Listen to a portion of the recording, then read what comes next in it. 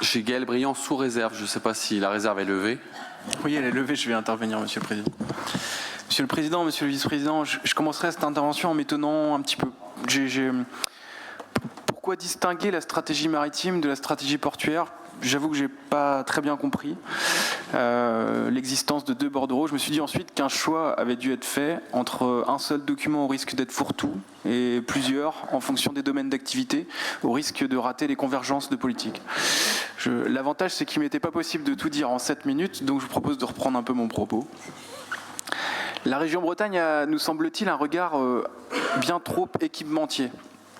Pour autant, l'affirmation du caractère industriel-maritime de ces ports et la volonté de réserver le foncier portuaire aux industriels est une bonne chose, même si ce n'est absolument pas une nouveauté en fait, puisque quand moi-même j'effectuais un stage en 2005 sur le port de Lorient, c'était déjà le cas. Donc, désormais, il s'agirait d'être plus proactif en matière commerciale, comme je l'ai exprimé tout à l'heure par rapport aux marchandises. Or, qu'est-ce qu'une stratégie ? L'art d'élaborer un plan d'action coordonné.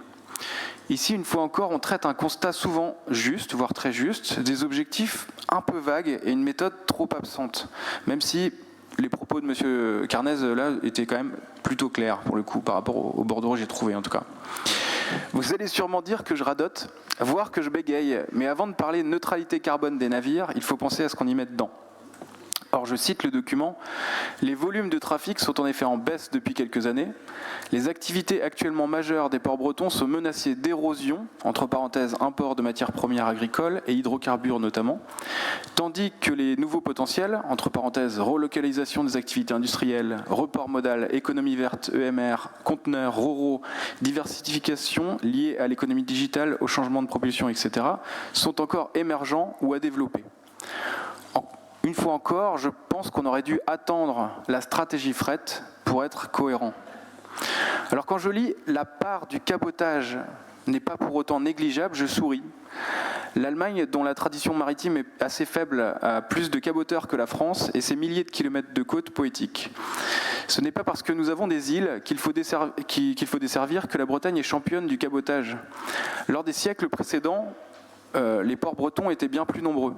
Redon, par exemple, est un port maritime. Chaque havre, chaque crique, chaque abri était un port potentiel. Les navires également étaient plus nombreux.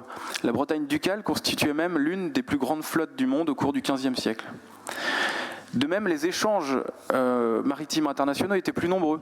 Au milieu du XIXe siècle, le pays de Galles alimentait en houille les usines bretonnes de charbon de qualité. Il nous faudrait retrouver cette logique d'échange de proximité dans notre bassin maritime, c'est-à-dire l'espace Manche-Atlantique. Alors évidemment, pas sur du charbon, on est bien d'accord. Dès lors, la toute première réflexion nécessaire devrait être que mettre dans nos navires. L'occupation de l'espace portuaire ne sera jamais un problème. L'éolien y a trouvé une belle place d'ailleurs, mais son transport reste souvent en camion. J'ai vu moi-même un convoi il y a 2 jours sur la RN 165. Alors je me suis dit pourquoi pas par mer. La sollicitation de la région pour obtenir les agréments nécessaires à l'import-export des produits bio est positive aussi, il faut continuer à l'exiger. Ce que nous retenons positivement de ce bordereau, c'est la volonté de complémentarité et non de concurrence entre nos ports. La Bretagne importe plusieurs clés. Tel est votre slogan, enfin, ai-je envie de dire. En creux, vous reconnaissez donc qu'il y avait des concurrences, ce que nous dénoncions justement, de même qu'en matière aéroportuaire. Désormais, il nous appartient de tisser aussi des liens avec le port de Nantes-Saint-Nazaire, notre hub, avec pour objectif de délester le trafic par voie maritime vers les plus petites places portuaires.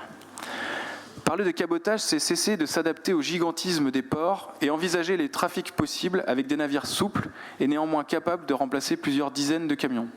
Dès lors, nul besoin d'avoir uniquement d'énormes équipements coûteux. Et je vais prendre un exemple, le projet de port en eau profonde de Keraret, à Plouguel dans le Trégor, porté depuis plus de 40 ans, devient non seulement faisable, mais nécessaire. Un simple quai permettant à des légumiers de charger sur de petits bateaux leurs marchandises. On ne saurait imaginer milieu plus capitalistique que l'économie maritime. Aussi, nous trouvons positif que la région reprenne la main sur ses ports et ne laisse pas l'ensemble de la gestion aux concessionnaires. En matière maritime, comme dans d'autres domaines, nous devons réfléchir à côté. Comme je l'ai dit tout à l'heure, ne pas accepter les règles du jeu qui ne sont pas faites pour nous. Créer de la solidarité dans un monde ultra concurrentiel, un défi primordial pour la gauche que nous sommes. Je vous remercie.